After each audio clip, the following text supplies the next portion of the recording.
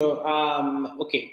And if you're scratching your heads, wondering just how much extra strain your pockets and credit cards and whatever other cards you have, or if you have any cards, will stand this holiday season, we've got you covered. So joining us today inside Overdrive to help us create wealth this Christmas, we for you and your family, and maybe over some generations, we've got one of the top entrepreneurs of the Chicago Weekly, financial coach and founder of Financially Brave, Alexis Howard. I love the name. Hi, Alexis. Welcome. Hi, thank you so much for having me. I'm excited to be here. Yeah, I'm excited to hear some of that wisdom that you're going to drop on us, man. All right. Well, welcome to the show. So, before we get into the tips and building wealth and all that, tell us a little bit about where your journey started. How did you become this financially brave person? Yeah, that's a great question. So, I was raised in Los Angeles, California, and like many other, people who grew up in the US and around the world, we weren't taught much about financial education and how to manage money. Right. And so I ended up moving to San Francisco for college. And for those who are not aware, San Francisco is an extremely expensive city. And I had to really figure out how the heck I was going to get my finances together and how I would survive in such an expensive city with there being so much rent, money going to rent, and just high, overall high expenses. So I started working in financial fields and did a lot of self-learning, and I embarked on my own wealth building journey. And on a salary of between, it was like $60 to $70,000, I was able to save $25,000 in a year. And the remarkable part about that wasn't that, I had a salary increase, or that I was, I had inherited money or won the lotto. It was just that I changed the way I was managing my money. I changed my relationship with money. And it was through that strategy that I was able to save so much. And so that's what really kind of triggered the onset of Financially Brave, is teaching people that you don't have to have a lot of money in order to build wealth, that you can do it on, an average salary, as long as you have some sort of structure and strategy to follow. And so now I have Financially Brave as my business, and I also am an investment advisor for a wealth management group called Savant. And so I do that full time, and that's how the journey began, and that's where I'm at. Right. How it's that and how it's going. It seems like it's going pretty well. Yes. So, okay, one of the things we want to talk about today is generational wealth, and it may seem pretty obvious if it's generational wealth and you're talking about over generation, but maybe it's not as obvious as it seems, or it is. Either way, could you define what that is when you are advising people about building generational wealth? What Mhm. is Generational wealth is really just about when you are able to acquire assets in your lifetime, whether it be through stocks, whether it be through real estate, whether it be through building a business, it's that those assets that have grown in value at the time of your death, you're able to pass it on to your children, and your children have to hold on to it for their grandchildren, and so on and so forth. So generational wealth is really about being able to create assets and buy assets, build assets in your lifetime, and those assets being able to shift from generation to generation after your passing. okay? And if you didn't come from money, you have to be the one that build the generational wealth for those who are coming after.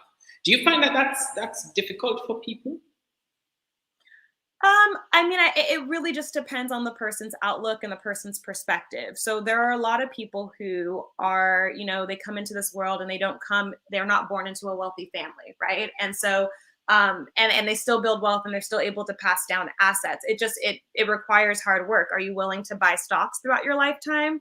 Are you willing to potentially embark on getting into real estate or building a business? Are you willing to put that foot forward to actually create that sort of lifestyle for yourself? And if the answer is no, then it's going to be difficult to pass on something that you did not create, right? But if you are willing to get invested in the stock market, and you're in it long term, and you're building wealth that way, then upon your passing, that is something that you can pass on. So to answer your question, for people who are ambitious, no, it's not impossible, and it happens all the time. For people who don't want to do any of the work, then yes, it's a difficult journey to be able to pass on something that you don't have. And does it matter how old you are? Like if I'm 40 and I say, oh man, I need to do some generational wealth now, am I too late? No, never too late. As long as you're breathing, there's room for you to create that sort of wealth. Now, when it comes to the stock market specifically, their time matters, right? So your money builds, your portfolio is supposed to build over an extended period of time. So someone who's investing for 20 years is going to see a difference in someone who's invested for 40 or 50 years in the market. So time does matter when you're talking about stocks, and getting started at 90 is probably not going to yield you the same results as getting started at 20 and having that time frame to just Right. continue to let your money compound. But you can build a business at 80 and be successful at that. You can get into real estate at 80. So there's still the stock market isn't the only way to build wealth. It's a great way to do it, but it's not the only way. Right. Okay, that actually makes a lot of sense to me in terms of just thinking. And then I'm also thinking that even if you're thinking about generational wealth, you didn't come from money, but you might have children. And while you're building this, then you also need to equip your children with financial literacy so that they understand and could even start building their own wealth. Even as they're growing up, the saving, and they can start investing early and watch it so that by the time a child who is 15 who starts early, but by the time they're 30, they've already done 15 years investing in the stock market based on what you. So you could be building the generational wealth that way as well, both with education and empowering your child as well as your own actions and activities. Yeah.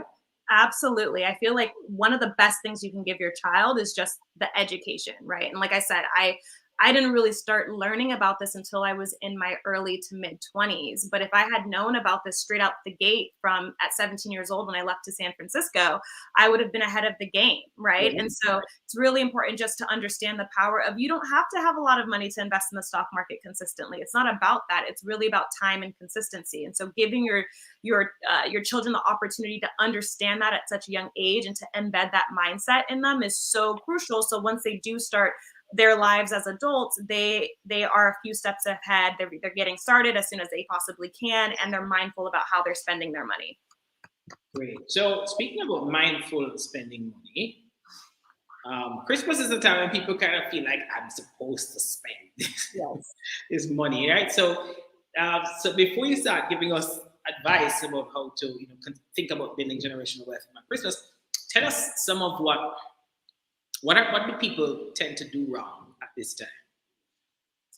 People try to keep up with the Joneses during the Christmas season. They want to spoil their loved ones, and they're taking on way too much debt in order to do it, credit card debt, or they're dipping into their savings account to pay for gifts that they cannot afford, or that are really out of their budget. And so I think one big mistake, to sum that up, is that people are just overreaching with what they have to work with. They're doing too much.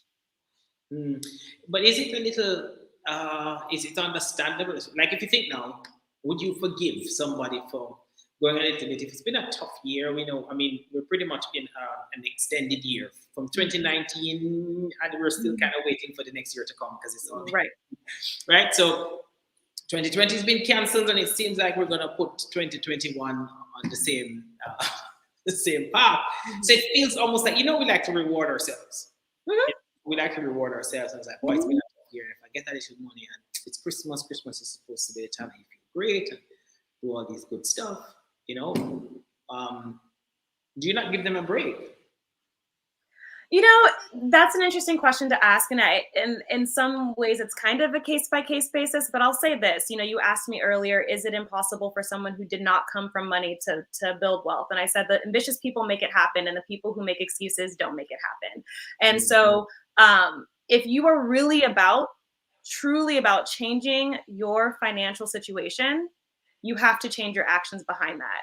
And holidays are not an excuse to get off track. That doesn't mean that you have to be, eating coal for the holidays and, you're not having a good time with your family. It doesn't mean you can't get gifts. It just means that you should be realistic about what you can and cannot afford.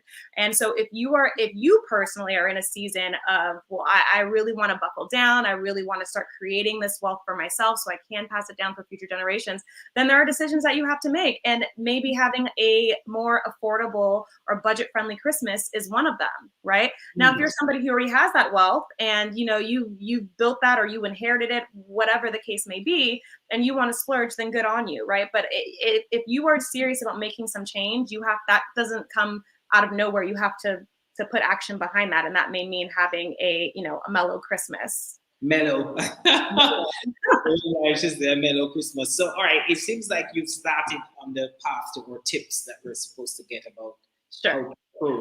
how to approach having a kind of a wealth-focused Christmas rather than a spending spree type one. So, first one, it seems like you're saying just be realistic about what you can do and stick to that plan. What else? Substitute what you may have considered fun before and implement something that's a little bit more cost friendly. So for instance, maybe instead of having a really large family gathering where you're getting gifts for all of your nieces and nephews and your siblings and all of that, maybe there's a secret Santa. So you're just responsible for getting a gift for one person instead of 10 people, right? Maybe instead of a form of entertainment of, going out and spending, going to a restaurant or going out to the movie theaters or whatever form of entertainment you might pay for during the holiday season, why don't you host something at your house? It can be like a cookie party or a baking party, and everyone brings potluck. Everyone brings food to your house, and there's a celebration with some good music, and you have some movies playing on the background. These sort of moments are so special and oftentimes don't cost too much, right? And so embracing kind of that aspect of the holiday season of just being with your loved ones and kind of reframing what it means to be celebrating Christmas in the first place. There's nothing wrong with giving gifts. I love receiving gifts. I love giving them. But also, what it really boils down to, or what it should boil down to, is just the quality time that you're spending with your family and your loved ones. So, looking at it from that way can really, really help. And then also, if you're going to spend gifts, why not spend gifts that can actually help you and your loved ones build wealth? Why not buy stocks for your nieces and nephews? Why not buy stocks for yourself? I mean, you can save, you can use the money that you get from a loved one and put it into your savings account or put it into the stock market. So there's a lot of different things that you can do to substitute for, splurging too hard on Christmas. That sounds like a mindset shifting because, I mean, obviously, buying stocks is not as fun as busting open the latest gadget. If you wanted a game console that you got, Sure. What buying stocks? I have no Xbox, or putting money in savings. It seems so boring. So, but it requires a mindset shift, does it not? It's 100% psychological. I say that to everyone. People get so overwhelmed about, well, how does generational wealth work and how do you invest? And these things are important to know, but they're also very simple to understand. It's not a complex concept. So most people understand it. The hard part is developing the habits that make you consistent in those journeys. And unfortunately, those habits are not always fun, right? It requires a lot of discipline, and it does require a big mindset shift. And one shift that really helped me was just learning to have more gratitude. When I was thankful for what I had and I was thankful for where I was at, there was less of an impulse to spend on things that weren't necessary, but it does boil down to your mindset. That's pretty powerful. Gratitude can help you to shift your mind and save more. Mm-hmm. Wow. Absolutely. You're pretty special, Alexis. I've never heard of that, but it's pretty good. Okay, so Christmas is a time when people buy gifts, spend money, and have a good time. And you're saying you can, but you need to curtail that a little bit if you're focused on building generational wealth.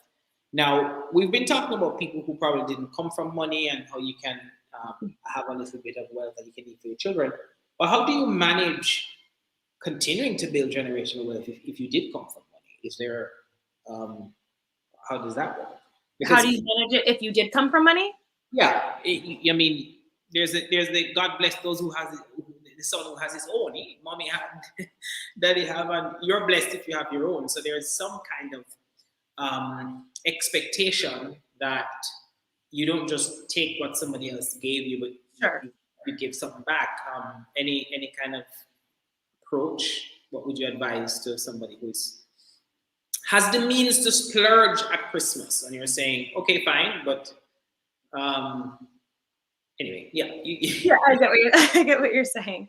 So I think one, this is where kind of we were talking about this a little bit earlier, but the value of education really comes in. If you're going to be the person who's passing on wealth to the next generation, teaching them the value of not tossing that out the window on, on a Tesla or something like that. So, you want to have assets that continue on. You want your legacy to continue. So one, having a conversation is just really important. Now, if you're the person who's actually the beneficiary of that money, kind of goes back to what I was saying. Self-education is really important. You want to make sure that you understand your baseline. What is it that this is a really hard question to answer because it varies from person to person. But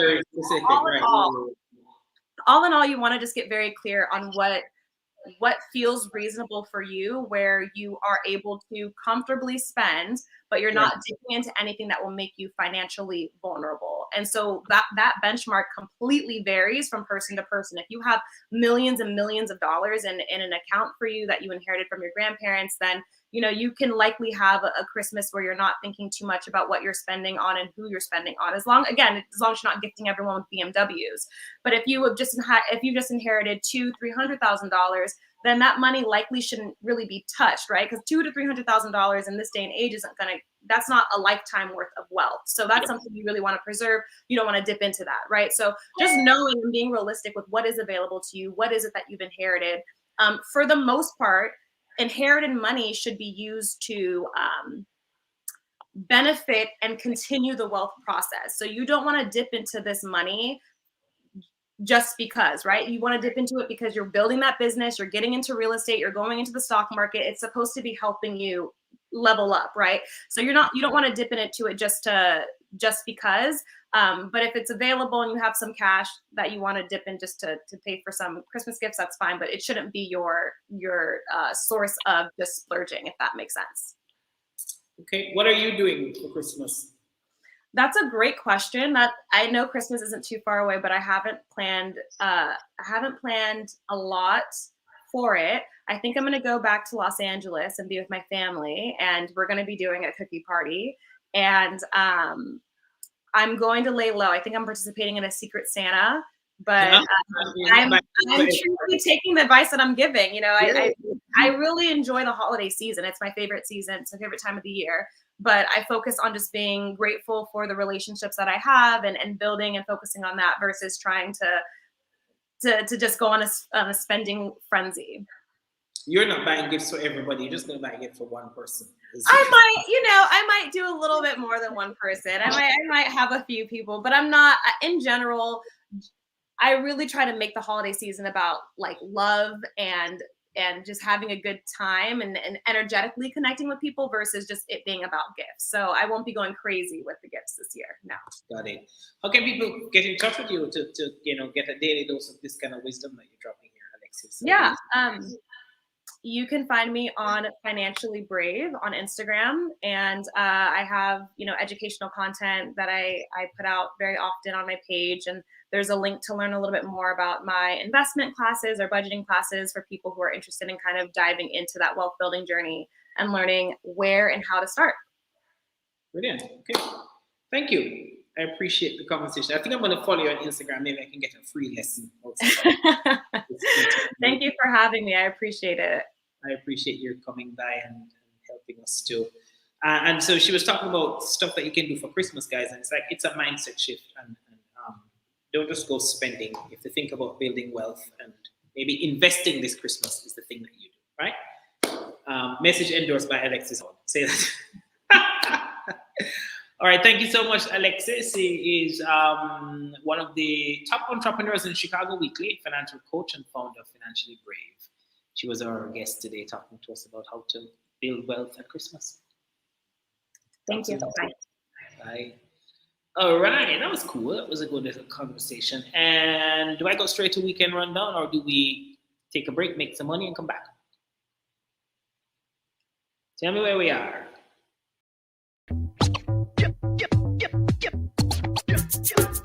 Members of the public who are due their second dose of the Pfizer vaccine must make an appointment to receive that dose. Appointments can be made online at moh.gov.jm or by calling the vaccination call center at 888-1-LOVE. That is 888-663-5683. Persons who visit a vaccination site without their appointment will be inconvenienced by long wait times and may not receive their dose on the day. Once members of the public have their appointments confirmed, they should visit their vaccination site at the time of their appointment with a copy of their vaccination card, their government-issued identification, or a letter from a justice of the peace. Children between 12 and 18 years old should take along a copy of their birth certificate. Ready, set, save big on all your brand name items in the Home and Things Best Brand Sale event. Get the lowest prices on tiles, bathroom fixtures and faucets, laminate flooring, lighting, windows and doors, plus more, even on new arrivals. Shop top brands like American Standard, Moen, Corona, Hunter, and Intel Grace. Visit our showrooms at Old Road Road and Constant Spring Road. The best brand sale event now on at Home and Things. Shop now for the best brands, big value, and even bigger savings. This is Love 101, the family station. Is 12 minutes after 6 o'clock.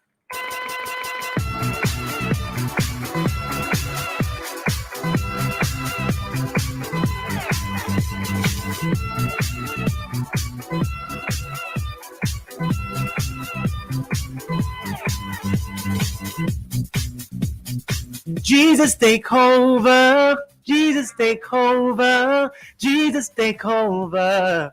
Hey, what's up? It's your boy D Murphy, and you're rocking with Calendar and Engage. Don't touch the dial. Even when there is a dial to touch, don't touch it.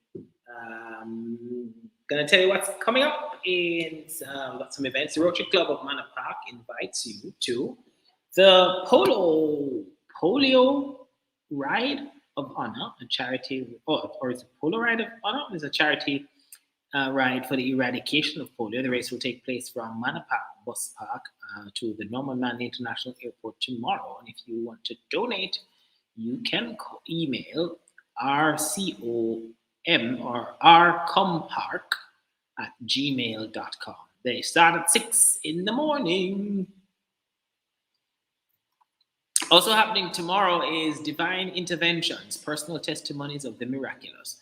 This one is a book launch hosted by author Denise Samuels. She's here with us to talk about her book launch. This is Denise Samuels. Welcome, Denise. Is Denise on?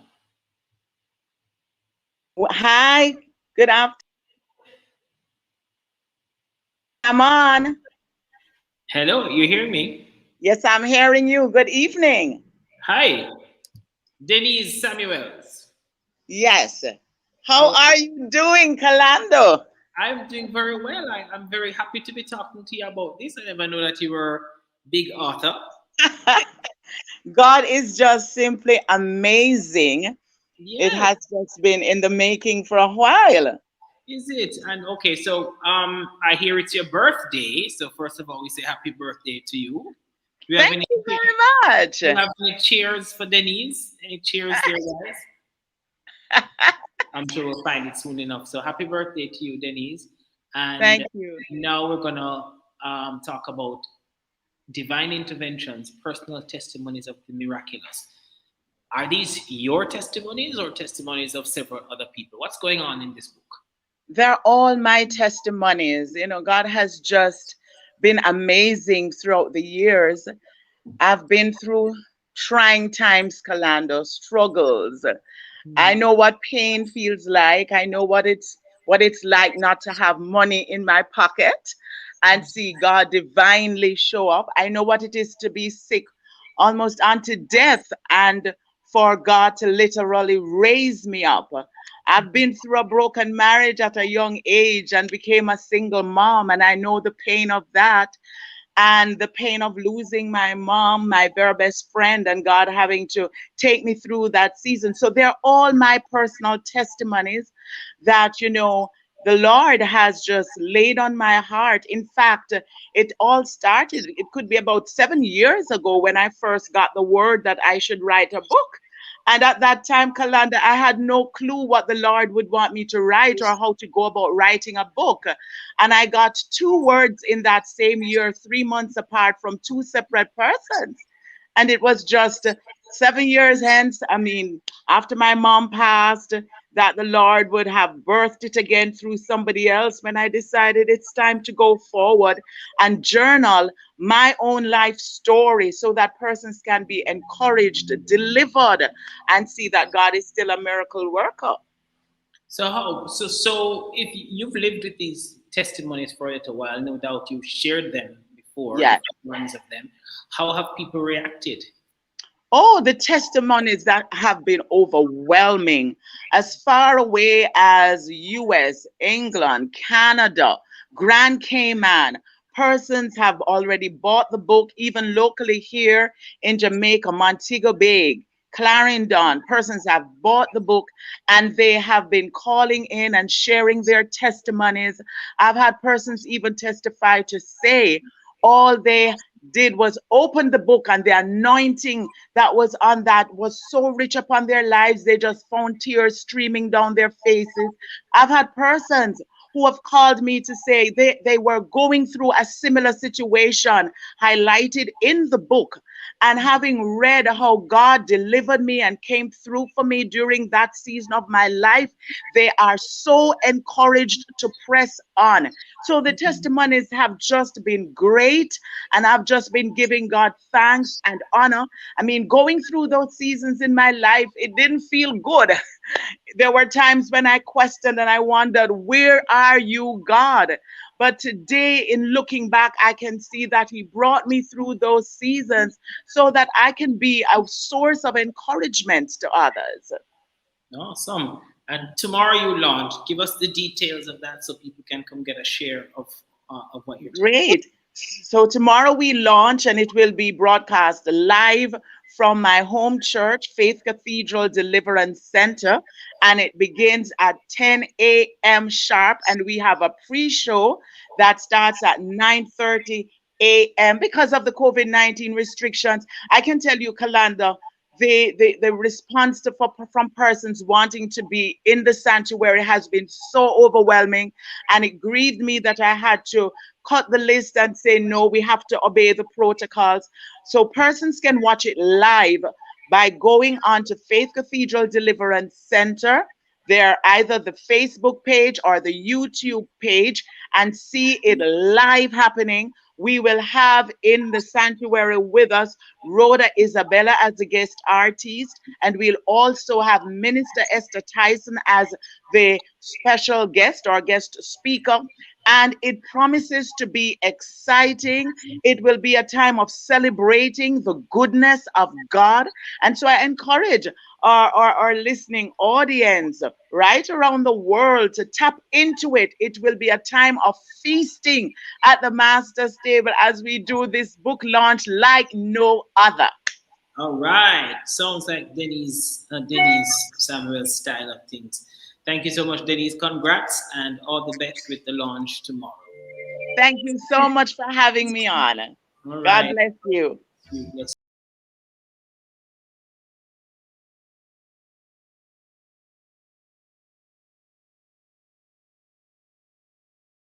you. Thank you. Yes, I'm celebrating. It has been awesome. All right. Bless you. Bless you. Thank you so much for having me. All right, Denise.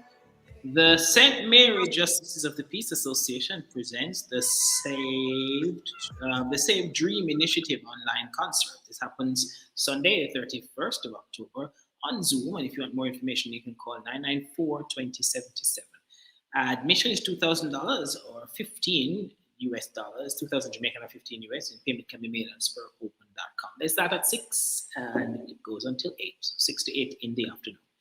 That's it for our upcoming events segment, both the weekend and other times, and it's sponsored by SpurOpen.com. SpurOpen.com is a Jamaican online platform that is designed to simplify online payments for churches, charities, event organizers, and micro business owners. You can register your events. If you want to do that, go to SpurOpen.com/events, and then click the button that says Get Started Now. And your event doesn't even have to be a paid one to be on, because you can have a free event and you can sign up on spiropen.com. Thank you so much, spiropen.com. And we promised you some music, some throwback Jamaican style gospel.